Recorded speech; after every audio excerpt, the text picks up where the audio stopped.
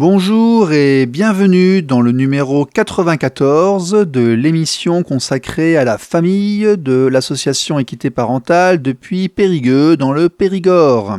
Aujourd'hui, une émission toute particulière qui verra la suite de l'entretien avec Alain Rioux de Québec sur la loi 15 qui attaque les droits parentaux extrêmement fortement dans ce pays, un projet de loi contre lequel il lutte et il finira de nous expliquer pourquoi il lutte contre ce projet de loi. Et nous aurons également en deuxième partie un relais d'une interview de Maître Hamas de Marseille, extrêmement impliqué dans le problème de l'ASE et des placements en France. Maître Hamas qui est à l'origine de plusieurs projets de loi passés dernièrement, notamment la non-séparation des fratries et le fait que chaque enfant, au juge des enfants, puisse avoir un avocat quel que soit son âge, même si dans sa loi il indique un processus d'attribution d'avocat qu'il faudra effectivement respecter. Nous verrons ça en deuxième partie d'émission, sachant que Maître Hamas, en fait, nous a accordé un entretien que nous aurons en avril. Donc nous aurons une émission spéciale en avril. Comment faire lorsque les services sociaux viennent prendre l'enfant ou s'approchent? Quelles sont les actions à faire, à ne pas faire, les attitudes à avoir? Comment faire le mieux pour son enfant? Quelle est la meilleure posture pour montrer que l'on n'est pas un parent défaillant? C'est une question importante quand même. Et puisque nous en sommes là, et comme il est effectivement également important de savoir se remettre en cause et d'écouter les critiques, écoutez, cette émission va être prochainement renommée. Il y a plusieurs invités qui ne comprennent pas le jeu de mots qu'il peut y avoir avec Jaf ta mère et qui trouvent l'intitulé un peu agressif et qui émettent donc quelques réticences à venir participer. Alors, nous les entendons. Nous avons lancé sur le Facebook de l'association un sondage pour demander effectivement à notre communauté, si jamais ils sont d'accord pour renommer ou pas l'émission. Il semblerait que majoritairement vous l'êtes. Vous seriez d'accord pour une espèce de rebranding, pour changer un petit peu le logo, les génériques et les transitions et sortir de cet intitulé pour en faire un autre. Alors actuellement, celui qui a la cote, ce serait un titre du style Famille, Justice, Enfance. Mais tout ceci est encore à l'étude, mais ne vous inquiétez pas, cela arrivera extrêmement prochainement. RLP, Radio Libre en Périgord. Alors avant de rejoindre Alain Rioux pour le projet de loi 15 au Québec, voici un avant-goût de Maître Hamas, Michel Hamas et de son combat. Voici notamment une petite déclaration de quelques minutes qui permettra de comprendre l'environnement dans lequel ce monsieur agit et intervient. À nouveau Michel Hamas, avocat à Marseille, des pistes. Des pistes à travailler ensemble. Premier élément qu'il faut prendre en compte et qui n'est pas trop pris en compte à l'évidence, c'est la rupture totale qui est organisée par les magistrats dans le cadre des placements. C'est brutal, c'est-à-dire qu'on passe, dans la plupart des dossiers, de une vie familiale à plus rien. C'est-à-dire c'est la destruction totale, c'est la conception même de la décision qui est mauvaise, c'est-à-dire qu'il y a une rupture totale dans la famille, dans le lien familial, il y a une brisure avec une visite par mois de 1 heure ou parfois 2, mais bon... et ça pendant plus d'1 année la plupart du temps. C'est la conception même de ça qui est pas possible. Ça brise le lien, ça brise des familles, et c'est le contraire de ce qu'il faut faire. Et la durée est beaucoup trop longue. La durée est longue parce que les magistrats sont écrasés par les procédures pénales. Ça, c'est à réformer. L'état post-traumatique des familles, pas du tout pris en compte. Ce dont il faut parler également, c'est le après. C'est le après. Il faut savoir que 70% des gens qui sont dans la rue aujourd'hui sont des enfants qui ont été placés. Pourquoi ? Parce que le lendemain du placement, des 18 ans, il n'y a plus rien. Rien n'est prévu. Rien n'est prévu pour les enfants. Alors, est-ce que ça doit aller plus loin ? Est-ce qu'on doit... Moi, j'ai pas la réponse à ça. Mais après, il n'y a plus rien. Il n'y a plus rien du tout. On se retrouve alors avec des familles qui sont très aimantes, des enfants sont très proches. Oh là là, qu'est-ce qu'on aime ces enfants. Par contre, le jour où il a 18 ans, on le met dehors et on en prend un autre tout petit parce qu'on va beaucoup l'aimer aussi, celui-là. Ça me pose une grosse difficulté. Moi, personnellement, le fait que les familles d'accueil qui sont si aimantes, qui sont en fait nos adversaires, parce que faut voir comment ils fonctionnent dans le cadre des placements, ça les gêne pas de jeter les enfants dehors à 18 ans. Ces enfants qui se retrouvent la plupart du temps dans la rue. Parce qu'il n'y a plus rien. Le lien avec la famille initiale est détruit, et le lien avec la famille d'accueil est fictif. Alors voilà, les pistes que j'ai, moi, à vous donner, c'est travaillons sur plusieurs choses.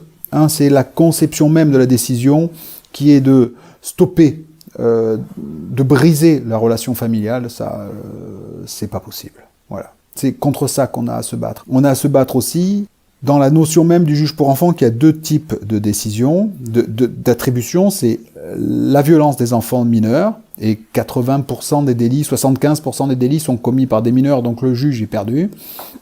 Et l'autre mesure, c'est, pour le juge, c'est l'AEMO. Du coup, le juge des enfants en cadre AEMO, il est perdu. Il est perdu parce qu'il n'a pas le temps de s'occuper de vos dossiers. Voilà ce que j'avais à vous dire, c'est les pistes. Moi, je ne suis pas pour qu'on bouleverse tout. Hein, la justice fonctionne. Je ne suis pas pour qu'on bouleverse tout, mais par contre, ce qu'il faut faire, c'est modifier et accorder surtout des crédits, parce que là, il n'y a pas assez de crédits au juge pour enfants. RLP. Radio libre en Périgord. De retour donc aujourd'hui avec Alain Rioux de Québec qui nous a expliqué dans les 2 émissions précédentes que le projet de loi 15 à Québec donnait à la DPJ, la Direction de la protection de la jeunesse, la possibilité d'effectuer des placements sans devoir les motiver ni les justifier. Sachant qu'il disait que déjà aujourd'hui, il y avait plus de 98% des cas où les placements étaient acceptés, c'est-à-dire que à partir du moment où les services de l'État venaient demander un placement des enfants, les parents n'avaient absolument aucune chance, dans la pratique, de le faire éviter. Il nous a également expliqué les problèmes de conflit d'intérêts avec des juges qui étaient parfois et même souvent des anciens avocats de la DPJ. Et il nous a également parlé du manque de qualification des jeunes filles majoritairement utilisées dans ce process de placement. Et donc ce projet de loi 15, lui, attaque l'autorité parentale et met la préférence de l'autorité gouvernementale, en fait institutionnelle par rapport à l'enfant. Et il va nous parler aujourd'hui des dérives éventuelles qu'il peut y avoir par rapport notamment à la mise sur le marché, disons-le, de ces enfants dans le cas des procédures d'adoption. Vous en étiez, il semblerait que dans les foyers de réadaptation, il se passe des choses difficiles. Donc foyers de réadaptation, c'est ce qu'on appelle les foyers chez nous en fait, c'est la même chose. Possiblement. Je ne pourrais pas répondre à votre question. Nous avons eu des reportages extrêmement inquiétants sur la qualité des foyers des enfants placés en France, avec des agressions, des viols et autres. Est-ce que vous avez les mêmes problèmes au Québec? Bon, moi, je le sais, dans le fond, par des informations qui m'ont été transmises par des parents, mais des informations officielles, je ne saurais pas vous dire exactement. Donc en fait, pour résumer, nous avons un gouvernement québécois, disons une assemblée québécoise, qui prépare une loi qui en fait va donner du pouvoir à des jeunes très peu qualifiés pour rentrer dans les familles, pour aller piquer les gamins et les mettre dans des endroits où ils en ressortent non instruits, non éduqués, non préparés à la société. Et c'est ça qu'ils sont en train de faire, là, si j'ai bien compris. Ben écoutez, je veux dire... Je caricature un petit peu, mais ça paraît violent. Mais bon, c'est ce que vous nous expliquez. C'est une petite partie qui va en centre de réadaptation, mais c'est plus ce qui est plus inquiétant, dans le fond, c'est, selon moi, c'est pour l'avenir du reste du siècle, dans le sens que si on ouvre la porte, pouvoir placer des enfants à l'adoption, par exemple, très facilement, sans avoir à démontrer la nécessité ou l'urgence de les séparer de leurs parents biologiques. On comprend aussi que dans notre société, le taux d'infertilité grimpe en flèche très rapidement et que l'évolution aussi des couples change, la nature de l'évolution des couples change beaucoup. En tout cas, chez nous, au niveau des nouveaux couples et des nouvelles familles LGBT+, c'est-à-dire des couples de 2, 3, 4 personnes pour un enfant. Donc, il y a toutes sortes de nouvelles associations et beaucoup de gens, il y a un bassin toujours grandissant de personnes dans la société qui sont incapables d'avoir un enfant et que l'adoption internationale est pratiquement morte. Ça se fait plus vraiment. Donc, où on va prendre la source. Vous nous expliquez qu'ils sont en train d'aller chercher des enfants dans les familles traditionnelles pour les rendre disponibles à l'adoption dans des nouveaux types de familles? Entre autres, mais il n'y a pas juste les nouveaux types de familles LGBT, il y a aussi toute la question de l'infertilité. Il y a de plus en plus de couples infertiles. Donc en fait, ce serait également, une des conséquences est d'alimenter le marché de l'adoption qui ne marche plus de manière internationale. Donc on prend des enfants locaux pour les mettre sur un marché de l'adoption. C'est énorme. C'est une possibilité, parce que la loi va offrir cette possibilité-là, parce que si on n'a plus à démontrer, s'il n'est plus nécessaire de démontrer l'urgence et la nécessité de retirer un enfant d'une famille pauvre, par exemple, donc on va pouvoir se saisir des enfants très facilement et placer les enfants dans des familles plus riches qui sont incapables d'avoir des enfants. Ça veut dire ça, placer des enfants dans des conditions où éventuellement ils vont avoir une meilleure éducation, etc., etc., peut-être. Toutefois, on tombe un peu, si vous voulez, dans l'eugénisme social. Mais la question à se poser, bon, bien entendu, ça se fera pas demain matin. Mais la question à se poser, qu'est-ce qui va arriver dans 20, 25, 30, 40 ans si cette porte-là, on l'ouvre aujourd'hui? Bien sûr. Si on ouvre la porte aujourd'hui à se saisir d'un enfant sans avoir à le démontrer qui est dans son intérêt de le placer et qu'on sait qu'il y a un bassin de personnes riches qui vont être à la recherche d'enfants pour les adopter, écoutez, on peut associer les deux choses ensemble et se poser beaucoup de questions au niveau de l'eugénisme social. Oui, bien sûr. Notamment, quand un enfant est placé chez vous, est-ce qu'on retire les droits parentaux aux parents ? Chez nous, il y a encore un petit peu d'accès, on a encore certains droits. Quand il est placé, le lien est véritablement coupé. Ils peuvent vraiment en faire ce qu'ils veulent de cet enfant, ou est-ce qu'il y a encore un petit lien avec le parent biologique ? Encore une fois, si on revient au principe de l'intérêt de l'enfant, c'est l'intervenante de la DPJ qui décide s'il est dans l'intérêt de l'enfant de continuer à avoir des contacts avec ses parents. Wow, c'est... Donc, il y a beaucoup de contacts qui sont supervisés, mais d'une manière générale, je vous dirais que le processus actuel, c'est qu'on prend un enfant, on le retire de sa famille, et là, à ce moment-là, on a le droit de demander un 30 jours pour faire l'évaluation du dossier. Après ce 30 jours-là, il y a des prolongations de cours pour toutes sortes de raisons, des remises du tribunal pour un autre 60 jours, et pour d'autres raisons, ça s'étire et ça dure pendant un an et demi. Et après un an et demi, on invoque le fait que la stabilité de l'enfant est un enjeu majeur et que l'enfant a développé des liens d'attachement avec sa nouvelle famille d'accueil. Donc, on demande au tribunal de laisser l'enfant en famille d'accueil. Donc, ça, c'est le fonctionnement actuel que moi, j'observe à discuter avec beaucoup de familles. Et à ce moment-là, il y a des visites supervisées qui sont organisées, mais ces visites supervisées-là, bon, sont peut-être une fois par 2 semaines. Après ça, c'est une fois par mois. Après ça, c'est une fois par 6 mois. Et finalement, en bout de ligne, on vient dire aussi qu'après les visites avec ses parents, l'enfant est perturbé et qu'il n'est pas dans l'intérêt de l'enfant de continuer à rencontrer ses parents biologiques. Donc, en bout de ligne, le lien, ça se cristallise et l'enfant ne voit pratiquement plus ses parents. C'est ce que moi, j'observe de tout ce qu'on me raconte depuis 2 ans. C'est un peu toujours la même chanson que j'entends. Et on étire la sauce. Après ça, on invoque la stabilité de l'enfant. Avec la nouvelle loi, le DPJ va devoir faire un plan immédiatement pour placer l'enfant jusqu'à majorité ou un plan pour placer l'enfant à l'adoption. Donc ça, c'est un des nouvelles choses qu'on introduit dans la loi, c'est-à-dire le plan, je me souviens pas du nom qu'on donne exactement, mais si vous voulez, le projet de vie alternatif doit être fait immédiatement, alors que dans la jurisprudence actuellement, on tend plutôt à faire le contraire, de ne pas agir trop rapidement. Mais là, la commission qui a étudié recommande d'aller très, très rapidement en nous disant que le temps de l'enfant va plus vite que le temps de l'adulte. RLP. Radio libre en Périgord.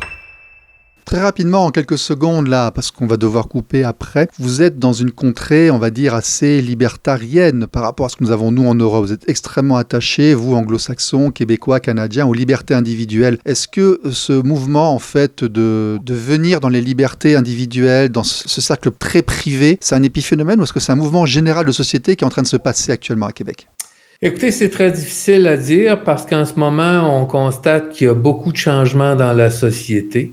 Dans toutes les sociétés, un peu partout dans le monde, je ne saurais pas m'aventurer dans une réponse à cette question-là, je comprends. Puisque moi, j'étudie plus le dossier de l'intérêt de l'enfant et de la famille. Mon mandat, dans le fond, c'est de défendre les droits de la famille et on a tenté, dans le fond, de faire une approche qui est historique, c'est-à-dire de demander à intervenir dans un processus législatif qui fondamentalement... Il y a des échéances qui arrivent, des dates...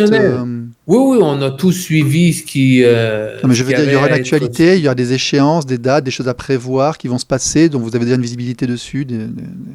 Présentement, je veux dire, le projet est en étude détaillée à la commission parlementaire, article par article, et lorsque le projet sera terminé, on verra si l'Assemblée nationale adopte ou n'adopte pas le projet de loi 15.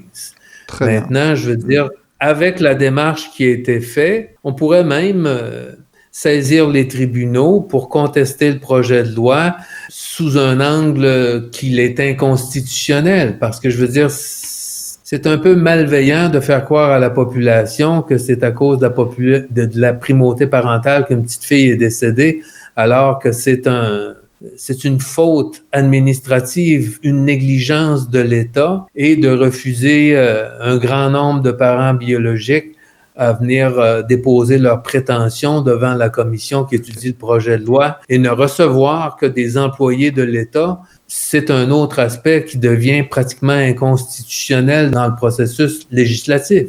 Ok. C'était Alain Rioux sur RLP. Monsieur Rioux, nous vous remercions beaucoup. On sait que vous êtes très sollicité et très demandé, surtout actuellement. Vous nous avez consacré quasiment 50 minutes. Vraiment, merci beaucoup. Et puis, bonne continuation. Nous vous suivrons sur Facebook. Alors, on peut vous trouver sur la page Facebook Les Papas en Action. C'est les papas mais c'est les papas en action. Vous trouvez ça également aussi. Vous avez aussi alainrioux-ecanix.org. On peut trouver plus d'informations. Je crois qu'il y a un site lespapas.org qui explique un petit peu tout ça. C'est ça? Exactement. Sur le site lespapas.org, c'est plus facile d'accéder à l'information puisque toutes les vidéos qui ont été mises sur Facebook ou sur YouTube sont placées en ordre, sont ordonnées et sont faciles d'accès sur la page lespapas.org, comme vous avez dit, à l'onglet référendum. D'accord, très bien. Monsieur Rioux, merci beaucoup. Excellente journée à vous. Merci. Je vous remercie également pour votre invitation. Au revoir. RLP. Radio libre en Périgord. On a notre avocat Michel Hamas qui est en ligne et justement tout à l'heure une auditrice évoquait par rapport à son fils qui travaille dans un foyer d'enfants handicapés le manque de masques de protection d'hiver. Bon, ça évidemment, ça doit être un problème. Alors on va accueillir Michel Hamas qui est avocat au barreau de Marseille et ancien membre du Conseil de l'Ordre. Maître, bonjour. Bonjour. Alors justement, votre spécialité, vous intervenez dans les dossiers où des enfants sont placés par les services sociaux dans des foyers ou dans des familles d'accueil. Alors si on tire un peu la sonnette d'alarme, c'est parce qu'on a vu que sur les réseaux sociaux, vous aviez alerté le ministre. Quel est le problème avec les enfants qui sont en foyer aujourd'hui ? D'abord, merci de relayer mon appel. Bonjour, donc je suis Michel Hamas, je suis avocat au barreau de Marseille.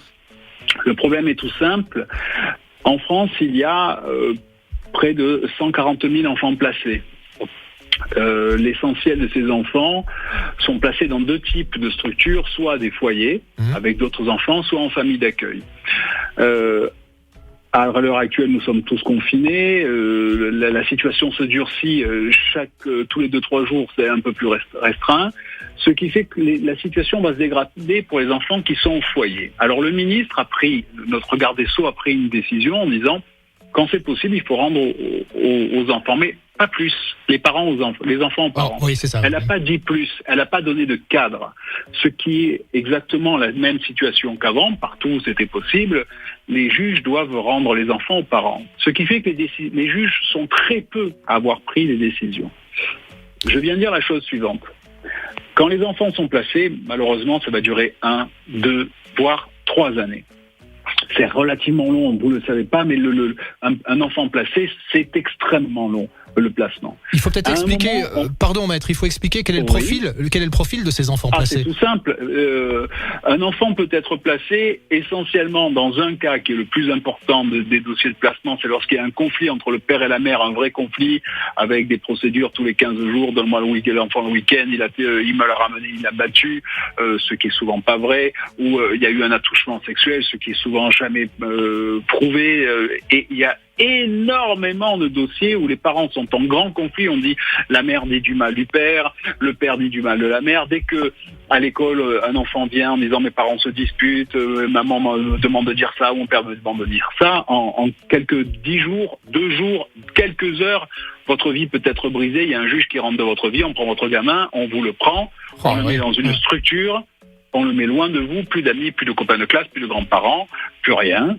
L'enfant est placé dans une structure, en général en foyer, c'est-à-dire avec d'autres enfants. Et parfois, quand c'est un peu mieux, en famille d'accueil, la relation de l'enfant est plus difficile et plus simple.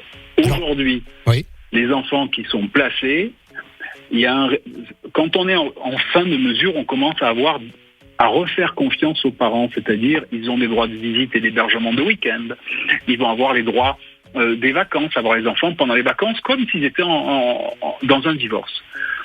Pour ces enfants-là, ceux où on fait déjà confiance aux parents, où on réenclenche, et objectivement c'est après en général 1 voire 2 ans de placement, on commence à avoir un hébergement sur ces enfants après un temps très long, en général plus d'1 année, parfois 2. Pour ces enfants où on refait confiance aux parents, qui doivent représenter en France 20 000 enfants. D'accord. Un tiers du stade Vélodrome. Pour ces enfants-là, je demande au ministre, je l'interpelle, partout où il y a des droits d'hébergement, rendez les enfants, parce que les enfants vont rester seuls dans les foyers, les encadrants vont plus venir, ils vont faire comme tout le monde, ils vont se protéger. Et ça va être open bar, il va y avoir de la violence, il va y avoir des risques de contagion aussi, je suppose. Des risques, mais confiner 40 enfants même dans 200 mètres carrés, vous n'arriverez pas à les tenir. C'est tout simple. Il y a des risques sanitaires pour les enfants, il y a des risques sanitaires pour les encadrants, il y a un risque qu'on ne prend pas en compte parce que il y a un mépris face aux parents et face aux enfants qui est immense en France, c'est que ces enfants, ils souffrent. Oui, je comprends bien. En gros, c'est l'apocalypse qui nous arrive. C'est le début de Walking Dead, les 2 premiers épisodes. Michel Hammas. Ces enfants qui sont... Si je comprends bien, le ministre n'est pas opposé à ce que ces enfants puissent retourner chez leurs parents. Pas, non. Mais alors le problème, il vient d'où aujourd'hui? Ce sont les juges qui, selon vous, peut-être manquent un peu de compassion, ou je sais pas.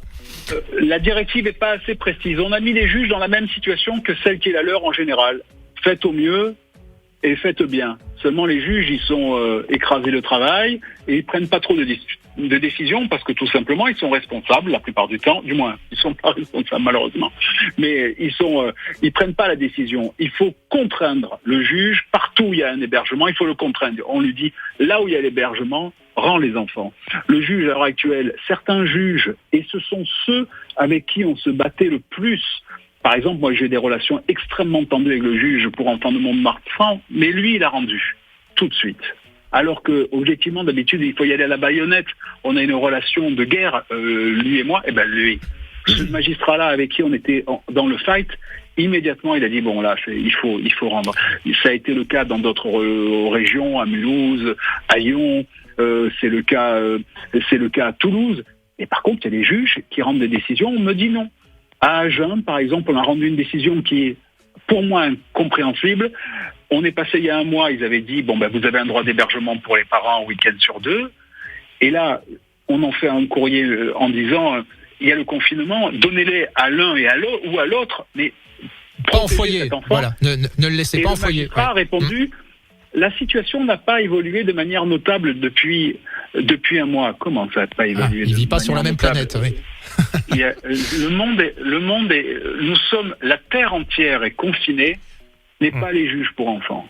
C'est-à-dire que dans l'esprit des services sociaux, l'empathie, la prise en compte de la souffrance,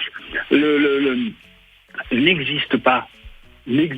Et alors, pour 1000 raisons que, objectivement, en tant que professionnel, je ne comprends pas.